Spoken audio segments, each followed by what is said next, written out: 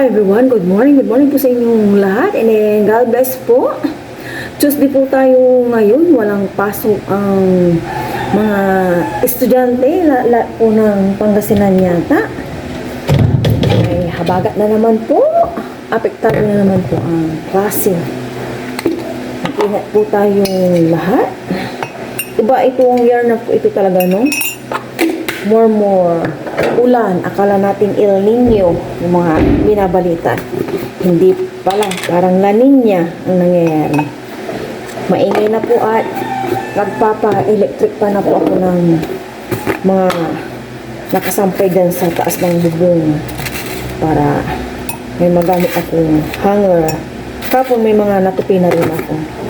Kunting-kunting ano lang yan, ano ng electric fan, matutuyo na rin sila dahil noong Sunday pa po yan Tuesday na tayo ngayon. Wala din kasing masyadong hangin, pero okay na yung walang hangin kaysa naman ang ulan may kasamang hangin. Pero kagabi malakas ang ulan. Ang aga kong nagising, wala pang 4, gising na po ako. Nanood-nood na lang ako. 4:45 po ng umaga, si Papa Ryan is umalis na. Alam nyo na. Kape po tayo, kape. And baka pupunta yung mag-asawa dito sila, Kuya Junior at Ate Rachel, para i-discuss ata yung yung sa resort ng binasa nilang nga yun, sinubra ba yun? Sorry, hindi ko maano kasi mawari, hindi ko maano yung nang tawag doon. Pupunta sila dito, sila ang chat kay Papa Ryan na pupunta dito. Sa farm po sana, kaso yung daan po doon, hindi naman pwede yung tricycle, kaya sabi ni Papa Ryan dito na lang sa bahay. Sabi ni Kuya Junior sa chat, 7:30 daw pupunta sila. Sana walang ulan para okay yung pagpunta nila. Sana matulungan pa si Ate Rachel para maoperan po siya talaga kung mamaya mag-usap-usap po. Sa ngayon, kape muna tayo bago ang lahat. Ayan yung aking pinapa-electric pa na, konting-kunti na. Kahapon, mga pinagbihisan po ni Aya. Ayan si Papa Ryan, pinaulanan ko. Tapos kanina habang nag-hot-water ako, inano ko naman na binabala sa cleaning na may sabon na. Ito yung tinanggal kong curtain. Konting hangin na lang din, tuyo na. Ayan na lang yung natitira. Ayan, konting-kunti lang yan. May leftover kaming kanin. Hindi ko alam kung mag-fried rice ako or ano ito muna tayo. Sabayan ko na ito sa kape ito. Biscuit.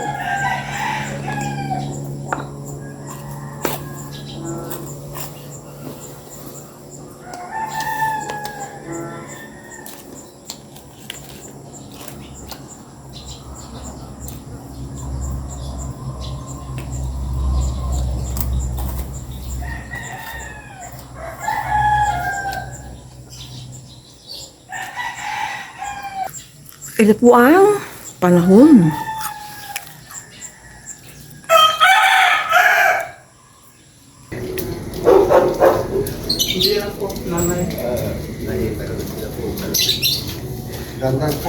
Hello Kuya. Good morning po. Good morning po Ate. Sabi niya, nalagpas po sila, napunta po sila ng Pulong Norte. Ang layo nyo na pala. Nag-commute po kayo or may inano kayong service? May motor po ko. Ay, nandoon? Yung motor nyo? Kaya pa naman. Kaya pa naman yung motor ko, lumang-luma na pera. Nagtanong-tanong na lang po kayo doon? Oh, may, mga estudyante dyan ay. Saan dito yung, Don Pedro pa? Nagpas na kayo doon, yun, sabi. Ay, yung school po doon, Don Pedro. Pala nagtanong kayo kung Sabi ng misis ko, Teka rito ko, hindi mo alam, sabi. siguro bihira ka nang magawi dito Kuya, sa may bayan, more on bayang-bang kayo kasi mas malapit yata, no? Basista. Basista. Mas malapit na kayo sa palengke, ganun, no? Doon ako nakapunta, basista. Basista. tutusin, hindi ka na makapunta sa bayan ng mga lasiki kasi lapit ng basista, tapos may kanto pa na talipa pa. Kung ulam-ulam lang, dyan lang sa tumling, dyan sa kanto. Pero may kamahalan din sa may talipapan nyo. Mga Kamahalan. 5 minutes na sa kanila yung basista. Ang problema, pag wala kang sasakyan, dyan, pwede kang maglakad, makakabili ka na. Doon sa basista, medyo malayo-layo. Malayo-layo. Kaya, ganun, kami naka-steady. Kailan po kayo? Tapos na po kami. Pagising kape, ayan na. Magandang umaga po sa inyo. Narito ulit po ako nang hihingi ng tulong sa inyo. Kasi po, yung kabila ko, yung right kidney ko po, sira na. Kailangan daw pong operahan agad. Baka po madamay yung isa kong kidney. Ngayon po, nagtanong po kami ng mga ospital. Sa Region 1 po, sa Region 1 po ay 100 lang po ang bayad sa opera, pero po nakapila pa rin po kami kahit magbabayad kami. Tapos pumunta po kami ng Nazareth, 250 po ang para sa opera, pero agaran pong operasyon na yun. Kaso nga lang po, wala po kami pera. Tapos lumipat ulit po kami ng ibang ospital. Inirekomenda po sa amin sa Maynila daw po. Ay, ang problema po, kulang pa rin po yung pera. Tulungan, humihingi po ulit ako ng tulong para po maisalba ko po yung isa kong kidney. Uwi na po sila. Ngayon naman, magluluto na po kami ni Aya. Pero ngayon ko lang po kailangan si Aya kasi maraming sinit daw na gawain nila.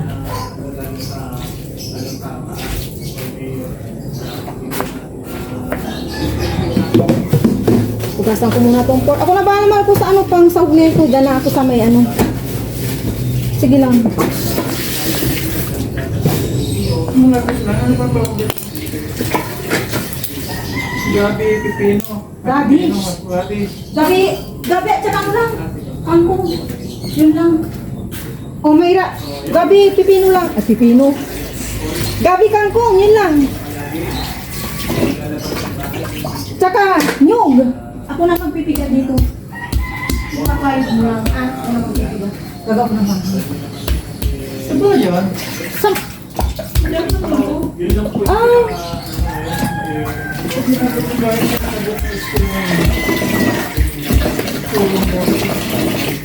Ako na bibili. Kay Ninang na ako bibili. Hindi na. Yung mga pangsigang.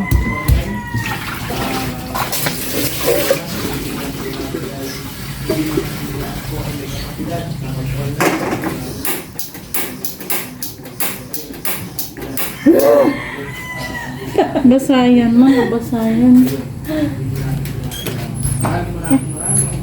Tama.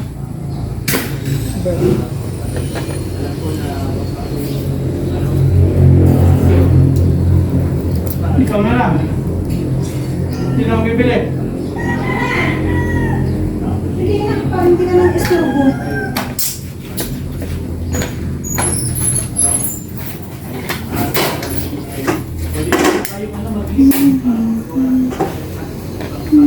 Ako na bahala. Go ka na sa ano mo. Target. Nagmamadali na po kami ni Aya. Anong oras na? 9:35.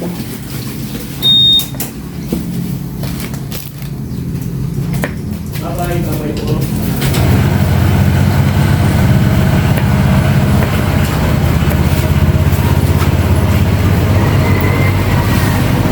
Si Aya, after niya po dito, gagawa na po siya ng kailang activity.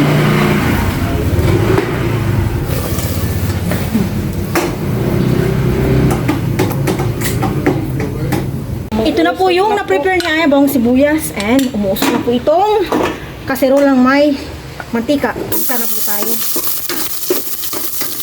At na po itong nabit. Pinanatin na. Yan. Sibuyas. Lagyan na natin kamatis.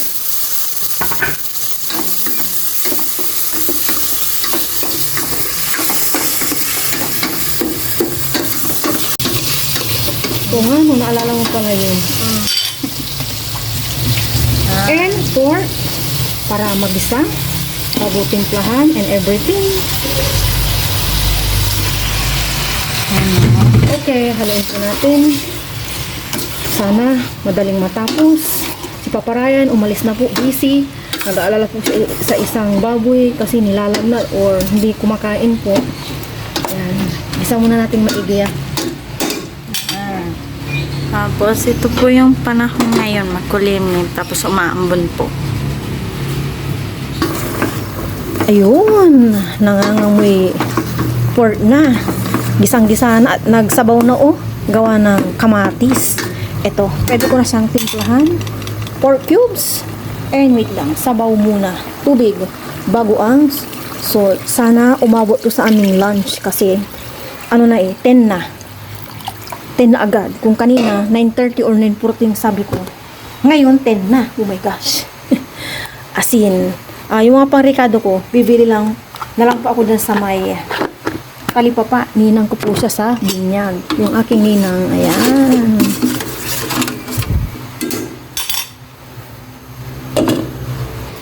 And si Aya, eto na po, gumagawa ng kanilang gawain sa school at nag-send na yung kanilang advisor.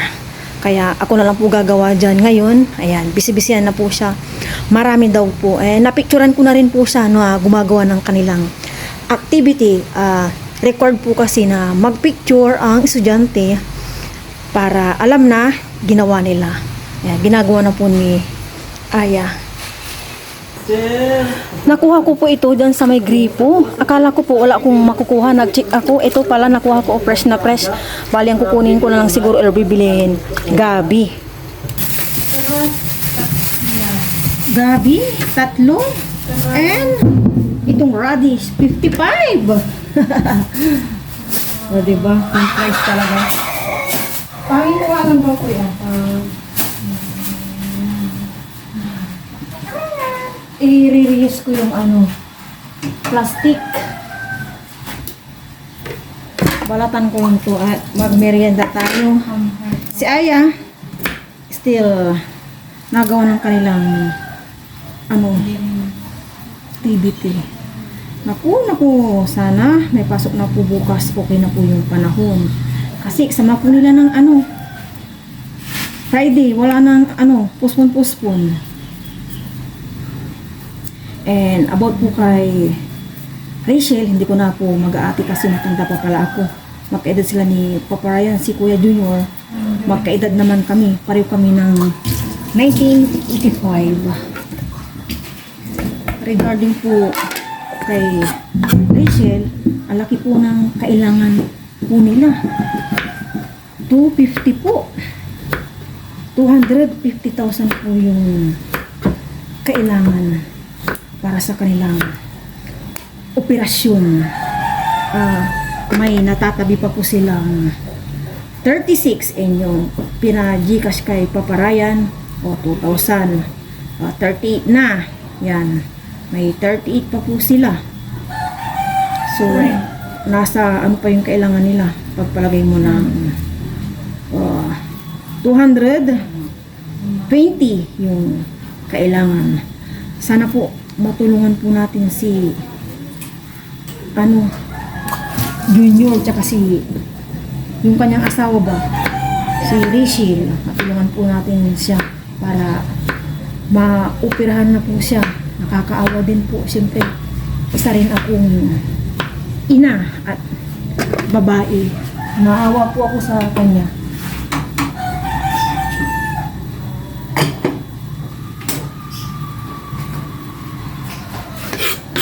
Ayan. Yung pawis ko, umano sa mata ko. Muli po kaming kumakatok po sa inyo para matulungan po si Rachel at maoperahan na po kasi habang hindi pa po siya napaoperahan, anytime po, inaatake po siya ng sakit niya. Siyempre, naapektuhan na po yung kanyang kalusugan talaga. Papayat po siya ng papayat. Yung pinakita na picture dati kay Papa Ryan, nakita ko rin po yung papayat siya ng papayat. Ay nag-iiba na po yung ano niya, itsura. And babata pa po yung anak nila. Sana po matulungan niyo po siya. Matulungan po natin sila sa abo ng ating makakaya. Grabe. Yung sakit niya po is pangmayamang kung ano, sakit. Kaya mag-ingat po tayong lahat. Ako nga nasa mga kinakain. Talagang kinaano ko ba yung mga kinakain natin. Siguro kahit anong gawin mong ingat, kung tatamaan ka ng ganung sakit, wala tayong magagawa or panlaban. Dasal-dasal na lang. Pinag-pray-pray ko rin na sana maraming tumulong kay Rachel para maopera na siya. Matanggal na yung isa niyang kidney para hindi na po maapektuhan yung left kidney niya. Nasa right po yung problema sa kidney niya. Sa right po. Kakaawa po yung kalagayan nila.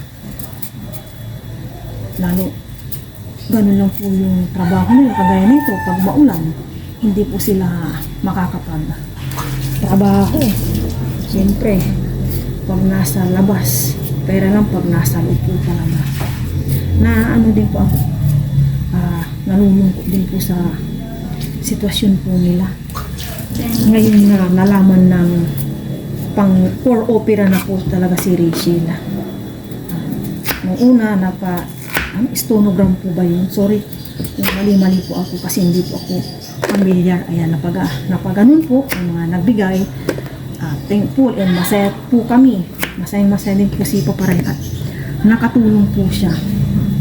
Ngayon naman po, yung pinakalas na siguro, pang-pa-opera naman po na 250,000 minus mo na yung 38 kasi may 36 kay Junior and kay Papa Ryan 2. Yan, minus na po natin yung ganun.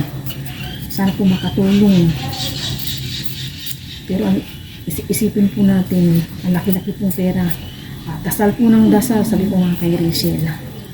Walang imposible kay Lord.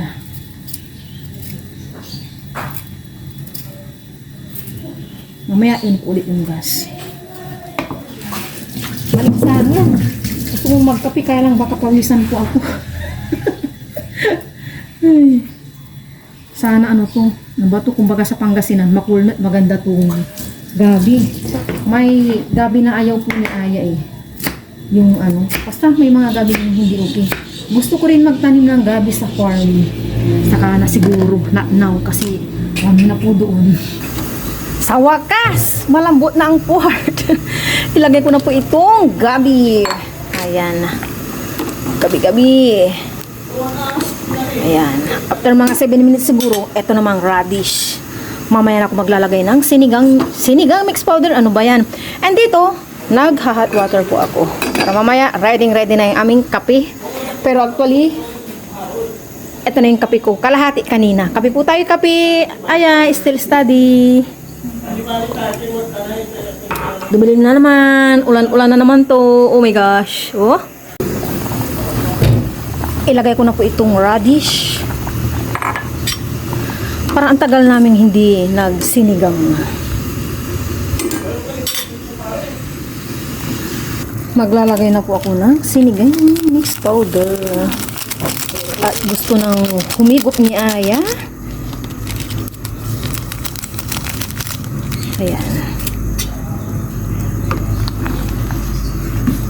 Mamaya natin titikman kapag ilagay ko na yung kangkong. Medyo matigas pa itong radish eh. Another 2 minutes. Okay na po itong radish tsaka gabi. Ngayon naman itong kangkong na galing dyan sa may grito. Sariwang sariwa. Grabe, malinsangan po. Yung kanina malamig-lamig, ngayon malinsangan na.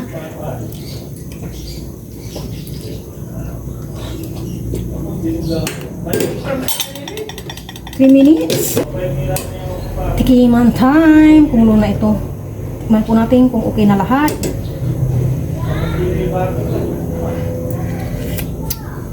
Okay na po. Hinugasan ko lang to. Okay na yung lasa. Pero ang final nito si Aya. Isandukan ko siya dito mamaya. Pero, takpan ko lang muna. Ayan, yan. Okay na. Ang sinigang na pork. Ayan na. Lawlaw ka. Hindi. Wala ko hangin niya. Ay, kakain kami ni Aya ng lunch. Nagpalit po ako ng damit. Mainit, sobra. Busy-busyhan po kanina. Kain po tayo, sabay po kami sa lunch namin. Si Papa Ray maya-maya pa yun. Pag napakain niya yung mga alaga niya. Kain po tayo, pero bago po yung pray muna po. Lord, maraming salamat po sa araw na ito. Nawilamin po kami pag may ibon. Po na lahat ng sinigang. Namis ko po itong sinigang. Salamat. Thank you, Lord. Namis ko pa Kain po kain. Thank you, Lord. Ako rin, nabos ko ang sinigang. Thank you. Ang sarap. Ang nagaraan pa to sa Nagaraan ano ko. Opo. Kaya lang ba? Pero natin ulit yung mamaya. No, kangkong. Wala kang kangkong. Don't worry. Sure yan.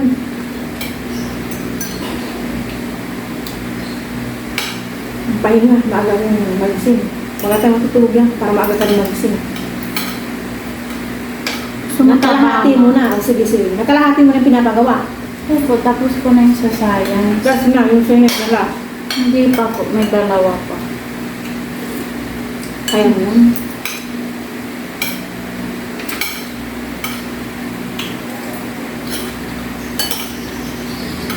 So, yun din yung sa mga klase ng nutrition, nagkita kayo. Opo. Kasama daw sana siya. So, hindi yata. Pero, umambon daw. Pag-present siya ganyan. Baka gawa si Testa. Nung libe, Sabi ni Testa, wala naman talaga ako dun.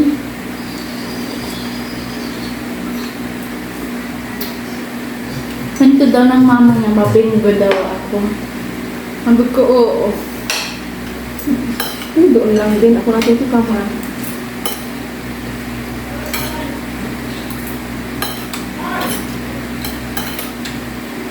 Experience mo yun. Hindi ka man talaga mabingong bata. Experience ko yun sa'yo. Training ka, first time. Para may idea kayo kung anong bingo. Hindi naman para bingong bata. Hindi anak.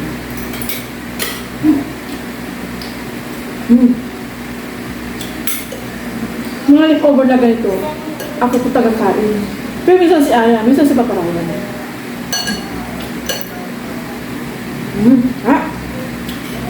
Ang tap ko ng pagkakatimpla ng bangus. Hindi bilang ko sa bayan.